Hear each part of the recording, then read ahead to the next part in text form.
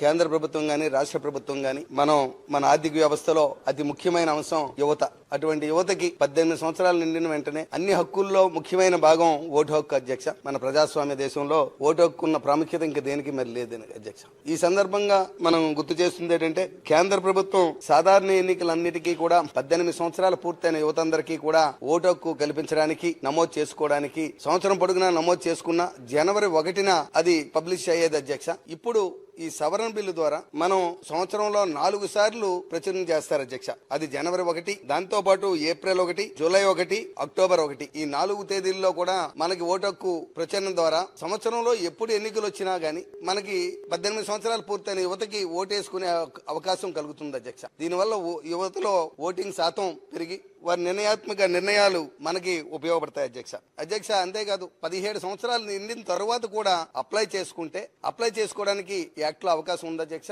17 సంవత్సరాలు నిండిన తర్వాత అప్లై చేసుకుంటే వాళ్ళకి 18వ సంవత్సరం ఏ రోజు పూర్తి అవుతుందో అప్పుడు డేట్ ప్రకారం ఏప్రిల్ గానీ జనవరిని గానీ వారు డిక్లేర్ చేస్తారు అధ్యక్ష.